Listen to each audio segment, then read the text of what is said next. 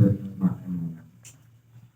Syarat-syarat bermakmum itu ada 11. Ada asyara.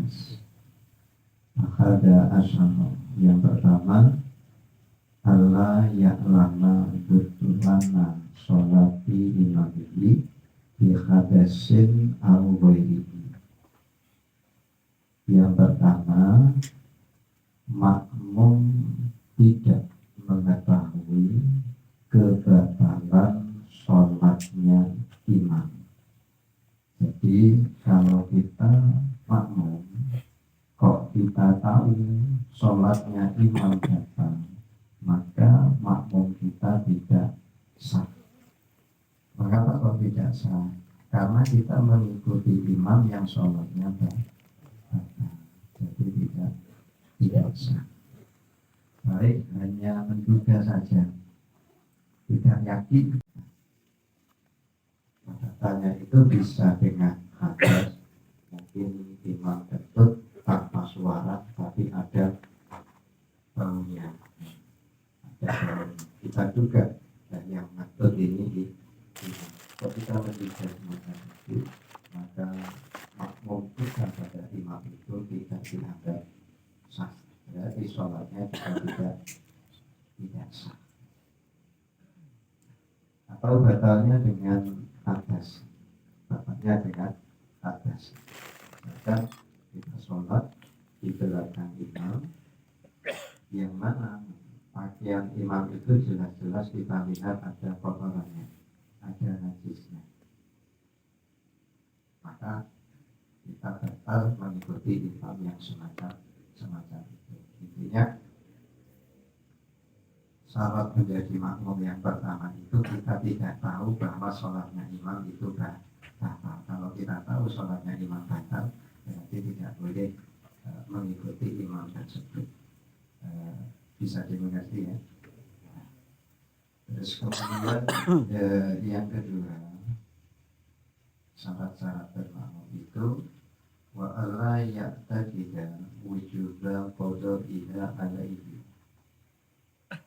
Makmum tidak meyakini atau bahkan tidak menduga wajib qadanya sholat imam. Maksudnya gini, jadi seorang imam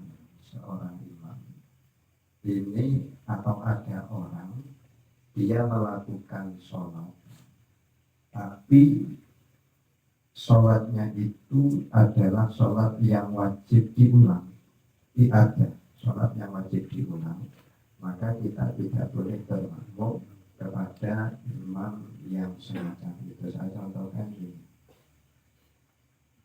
saya jadi imam misalkan, atau Ustadz Zaki jadi imam, tapi Ustadz Zaki itu bersucinya dengan cara tayamum dalam keadaan tempat Ustadz Zaki itu banyak air, maka kita tidak boleh bermakmum kepada Ustadz Zaki karena sholatnya Ustadz Zaki itu wajib diulang, merupakan sholat i'adah. Atau jelasnya, kita tidak boleh bermakmum pada imam yang sholat dihormati waktu. Ada imam sholat karena menghormati waktu, ini tidak boleh. Wa ala ya'taqida wujuba qada'iha alaihi. Jadi tidak boleh bermakmum, atau makmum itu tidak boleh meyakini bahwa sholatnya imam adalah sholat yang wajib diulang atau wajib diqadha. Yang kedua bisa dipaham. Terus yang ketiga, wa alla yakuna makmuman.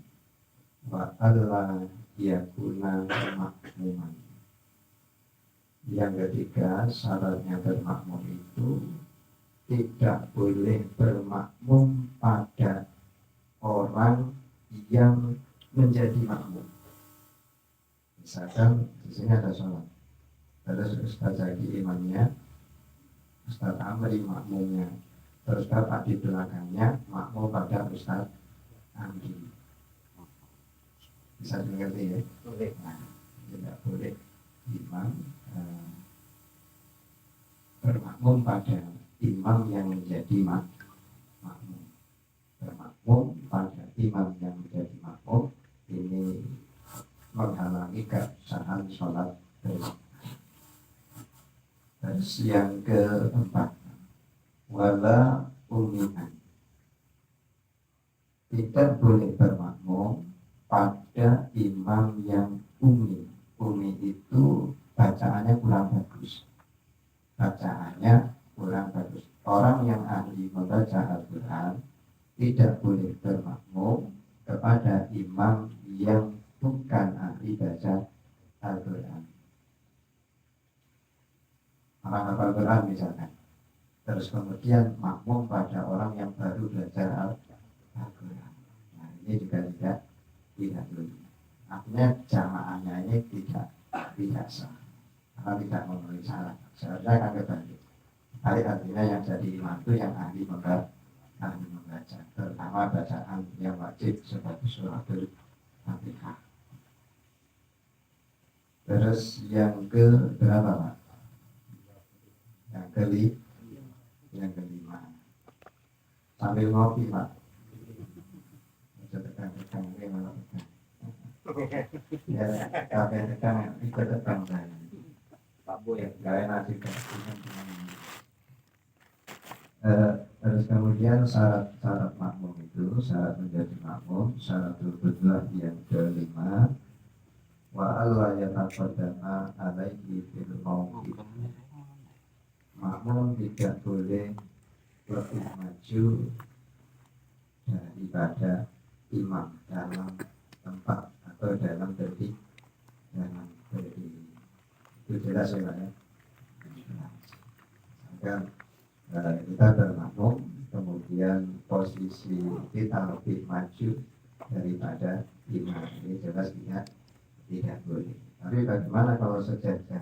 Kalau sejajar tunjuk imam dan tunjuk makmum itu sejajar, ini masih boleh. Tapi hukumnya makruh, masih boleh. Jamaahnya tetap sah, makmumnya itu bermakmumnya juga tetap sah, tapi dihukumi makruh. Yang baik itu apa? Kalau cuma jamaahnya dua, imam dan makmum itu ya mundur sedikit, sekadar jari-jari makmum itu di belakang sedikit, tumitnya imam. Nah, lain halnya ketika telapak kaki makmum itu panjang, misalnya posisi tumit di belakang imam, di belakang tumitnya imam, tapi posisi jari-jari di depan jari-jari imam. Nah, ini boleh. Ini dihitung masih di belakang imam, karena yang dijadikan tolak ukur belakang itu ketika posisi tumit kakinya makmum di belakang imam. Itu pembahasannya jelas, namanya jadi makmum. Jadi ya di belakang imam lah, intinya seperti itu. Nah, aturan posisi makmum itu yang paling baik itu sebelah kanannya imam, terus hitungannya kemudian yang di sebelah kiri. Saking baiknya orang yang sholat di sebelah kanan imam, jauh tempatnya dari imam, itu lebih baik daripada orang yang sholat pas di belakang imam. Saking baiknya posisi makmum di sebelah kanannya imam. Dan yang paling baik lagi, yang paling depan, barisan yang paling depan tentunya pahalanya lebih banyak, dan begitu seterusnya. Nanti semakin ke belakang ya pahalanya semakin berkurang. Terus berikutnya yang ke berapa Pak? Yang keenam. Wa ayya'lama in qolati imami. makmum harus mengetahui perpindahan gerakan imam. Makmum harus tahu, intinya makmum itu harus tahu gerakannya imam.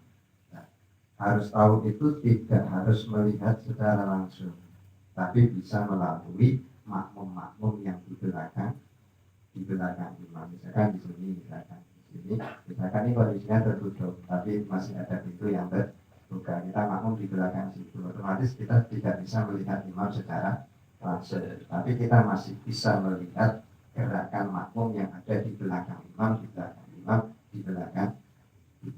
imam. Tapi tidak boleh sholat jamaah tapi beda ruangan.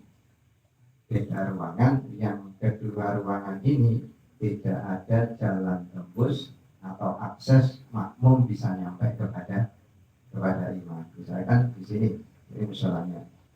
Terus ini tertutup di sana, tertutup. Terus kemudian di situ ada bangunan juga, tertutup juga. Sholatnya di sana. Dengan cukup mendengarkan suara imam di sana. Nah ini tidak boleh. Boleh itu ketika beda ruangan, tapi ada jalan yang tembus di mana makmum ini bisa nyampe kepada imam. Maksudnya bisa ketemu imam. Seperti itu.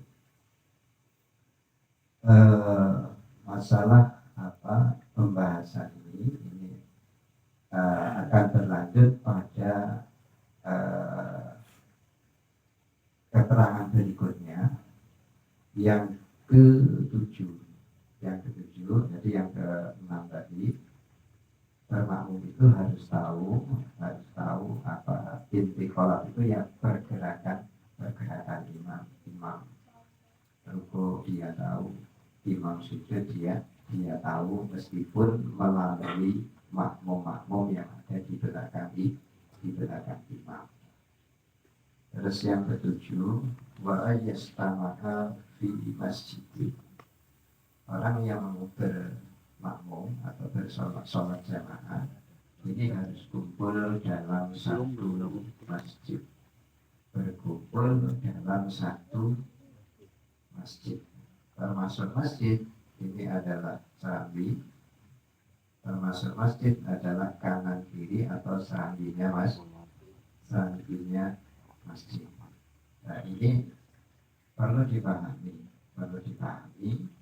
bahwa arti kumpul dalam satu ruangan itu tidak harus dalam satu kotak semacam ini, tapi meskipun di serambinya ini juga sudah berarti kumpul dalam satu ruangan, dengan catatan antara serambi dengan yang bagian dalam ini ada akses di mana makmum bisa tembus kepada imam. Lain halnya dengan ini. Misalkan di sebelah sini ada serambinya, sebelah sini ada serambinya. Terus posisi pintu di tengah. Terus bapak-bapak jamaah di luar pakai seluruh soft yang paling depan ini. Maka ini tidak dianggap sebagai satu ruangan. Berarti sholat makmumnya tidak sah. Mengapa? Karena tidak ada akses masuk makmum untuk bisa ketemu imam. Walaupun ada, tapi ketika makmum itu mau menemui imam itu harus membelakangi kiblat. Makanya kalau manapun dan kalau bikin musola itu, misalkan bapak-bapak mau bikin musola, maka sebaiknya pintunya itu mepet di sebelah sini, mepet di sebelah sini. Karena apa?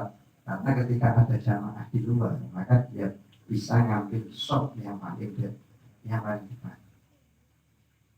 Seperti itu. Karena kalau pintunya itu di sebelah situ atau sebelah sini, nanti ketika makmum mau ke arah imam ini tidak membelakangi kiblat walaupun belok. Terus contoh lagi, termasuk dianggap satu ruangan. Misalkan di belakang situ ambil baris yang paling pojok, Ini kan ada manfaatnya, jalan tembus untuk bisa nyampe kepada imam. Walaupun dia mau ke arah imam itu belok dulu, tapi kan tidak membelakangi kiblat, Nah, maka masih dianggap dalam satu ruangan. Itu yang dimaksud berkumpul dalam satu ruangan. Terus lain halnya dengan harim.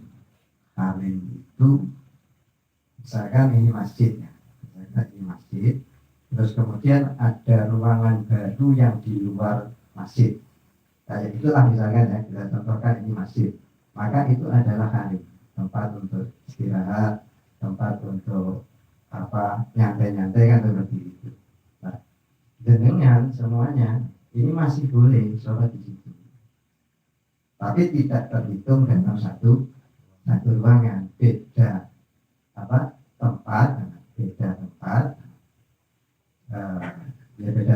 tempatnya itu beda, tapi tidak dihitung dalam satu ruangan. Itu namanya, istilah fikihnya namanya hari, bukan hari-hari apa istri ya. Itu hari. Sama sholat di teras itu boleh, karena masih bisa melihat gerakan makmum-makmum yang ada di belakang imam. Tapi syaratnya tadi, tapi kalau sholatnya kalau di dalam pintunya ditutup, nah ini yang tidak boleh, pintunya ditutup. Kalau mau sholat di dalam, pintunya harus dibuka, dan dengan syarat bisa melihat satu makmum atau dua makmum yang ada di belakang imam. Aufi salah satu takriban. Jadi disampaikan bahwa imam dan makmum itu harus dalam satu masjid ketika sholatnya di masjid. Aufi salah satu mi'ati diro'in takriban, atau dalam jarak 300 dirok. 300 dirok itu, kalau satu dirok itu dihitung 60 cm, tinggal mengalihkan. Nah, sekarang kita pahami ini. Ada orang berjamaah, sebagian imam dan makmum ada di dalam masjid ya. Sebagian lagi ada di serambi masjid, masih terhitung masjid. Nah, terus kemudian di jauh sana, di bawah pohon bambu itu, misalkan, di situ ada lapangan, misalkan, ada lapangan. Asalkan jaraknya tidak melebihi 300 kilo, maka masih boleh dengan makmum yang jauh di sana. Masih boleh. Nah, 300 dirham itu dihitung dari mana? Apakah dari imam ke tempat jenengan salat, atau dihitung dari mana? Tidak, tapi menghitungnya dari akhir masjid sampai jenengan tempat di tempat yang paling ujung. Jadi bisa dipahami tidak? Bisa dipahami.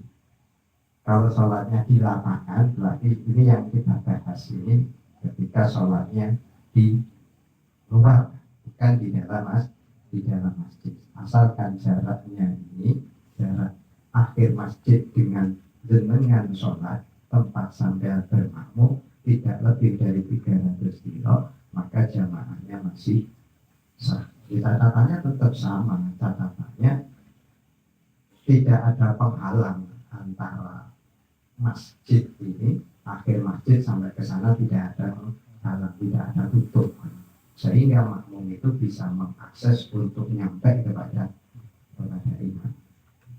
Jelas ya? Terus aja. Lanjut ya Pak ya? Lanjut. Tadi dapat ini 8. Terus yang ke-9, wa ayyan liya al-qudwata awil jama'ata. Makmum harus niat menjadi makmum, atau makmum niat sholat berjamaah. Sholli fardhu atau rakaat mustaqil hati jama'atan lillahi ta'ala, atau yang kita pakai makmuman lillahi ta'ala. Nah, tanpa terus niatnya di mana? Niatnya ini harus bersamaan dengan takbiratul ihram ketika niat menjadi bukan imam, ketika niat menjadi makmum. Mengapa kok harus bersamaan dengan takbiratul ihram? Karena orang makmum itu yang wajib niat jadi makmum. Mengapa kok demikian? Karena mengikuti imam adalah perbuatan. Setiap perbuatan itu butuh adanya niat.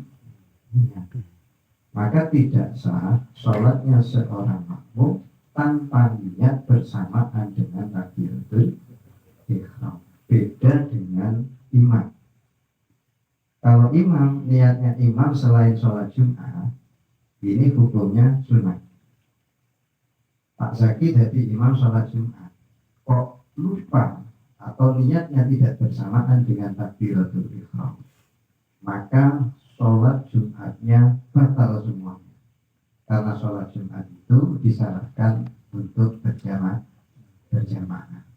Lain dengan ketika Pak Zaki jadi imam sholat maghrib, lupa tidak niat jadi imam, terus pada rakaat kedua ingat kalau saya ingin imami, terus niat jadi imam. Ini boleh, tapi pahala fadilahnya jamaah itu didapat atau dihitung dari rakaat keduanya Pak Zaki. Di satu rakaat pertama Pak Zaki ganjarannya pahalanya sholat sendirian, tapi di rakaat kedua dia niat menjadi imam, maka pahalanya ini mendapatkan pahala sholat berjamaah. Tapi dipotong satu rakaat di awal lagi, ya dipotong. Dipotong 27 dipotong. Kira-kira memang seperti itu. Nah, ini yang perlu kita pahami. Ketika kita jadi makmum, berarti niat makmuman itu bersamaan dengan takbiratul ihram. Kalau lupa tidak niat pada saat takbiratul ihram, keingat setelah imam baca Fatihah, maka batalkan sholatnya. Kalau diteruskan malah sholatnya batal makmum itu, karena dia mengikuti imam dengan dia tidak niat menjadi makmum. Kan lucu, aneh ya, tidak niat ikut tapi faktanya ikut, tidak niat mengikuti imam tapi faktanya mengikuti imam. Nah ini berarti sudah nggak benar, salah. Berarti sholatnya kalau dilanjutkan tanpa niat makmum, ini sholatnya batal. Jadi niatnya ya tidak hanya makmuman saja, pokoknya ikut imam atau niat sholat jamaah itu sudah benar. Terus berikutnya yang ke-10, wa ayyat tawafaqo natmu sholatihima. Syaratnya bermakmum itu jadi sholat yang dilakukan oleh imam itu cocok urutannya dengan sholatnya makmum. Contohnya gini, imamnya sholat jenazah, makmumnya sholat maghrib, ini cocok nggak ya? Cocok nggak? Nggak cocok, karena runtutannya sholat, pergerakannya sholat itu tidak sama. Atau sebaliknya, imamnya sholat maghrib, makmumnya sholat jenazah, kan nggak akor. Lagi imamnya sholat gerhana yang pakai rukuk 2 kali, berdiri 2 kali. Nah, makmum beriman kepada orang yang sholat gerhana, maka sholatnya tidak sah. Maka harus cocok dalam rukuknya, cocok dalam sujudnya, meskipun meskipun rakaat yang dilakukan oleh makmum lebih banyak dan rakaatnya imam lebih sedikit contohnya imam sholat subuh bapak-bapak kodok isya berarti kan 4 rakaat apa boleh berarti nanti ketika imam salat kita melanjutkan dua rakaat atau sebaliknya imam sholat isya kita makmum kodok maghrib berarti kan rakaat kita lebih sedikit rakaat makmumnya lebih sedikit apa boleh berarti nanti ketika imam melanjutkan sholat yang keempat rakaat keempat kita itu mufaroqah dari imam melepaskan diri dari imam memisahkan diri dari imam melanjutkan sholat kita yang hanya tiga rakaat. Banyak contohnya termasuk sholat sunat imamnya sholat sunat makmumnya sholat fardu bapak-bapak puasa ketinggalan jamaah sholat isya akhirnya mendapati imam sudah sholat taraweh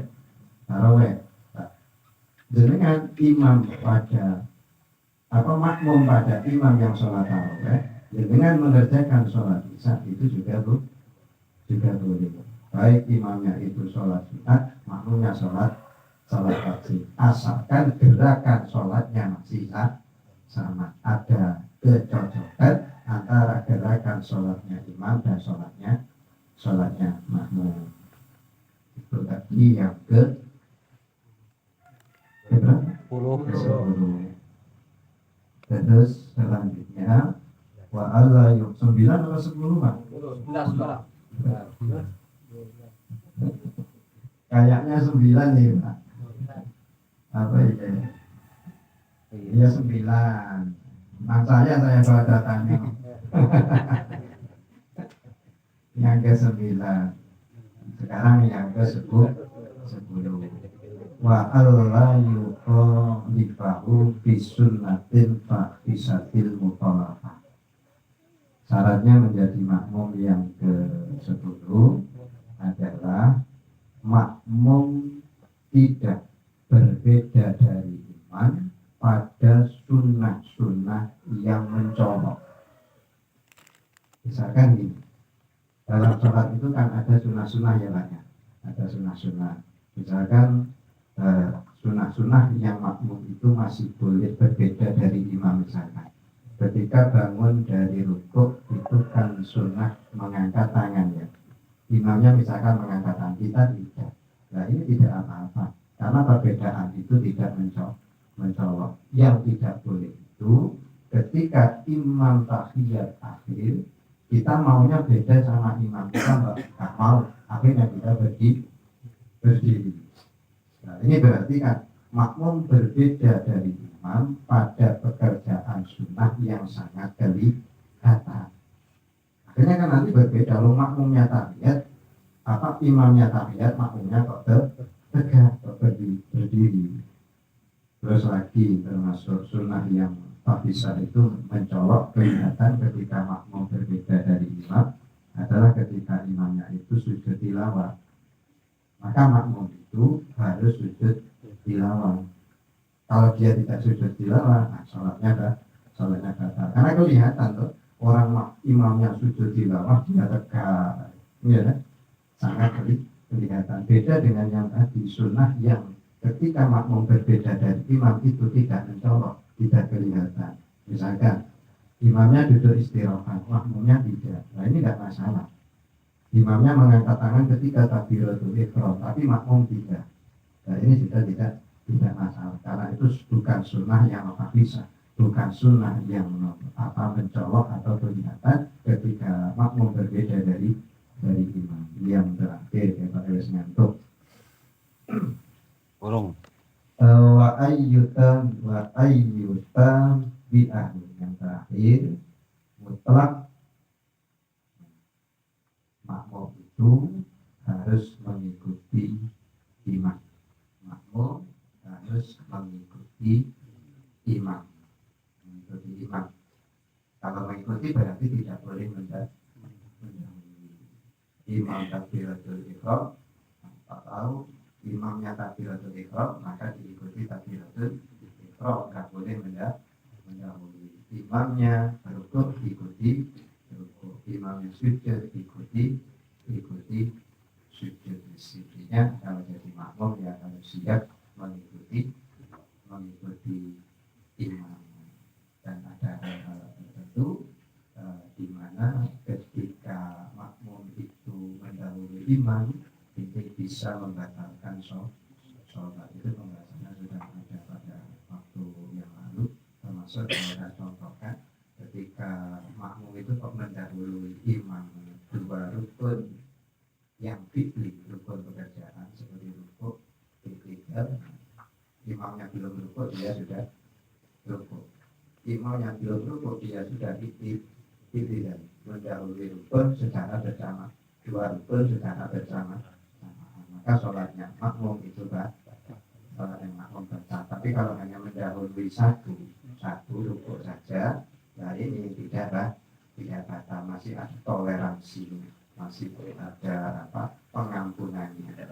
Nah, saya kira itu untuk pembahasan malam ini, semoga menjadi tambahan ilmu untuk kita bersama. Assalamualaikum warahmatullahi wabarakatuh.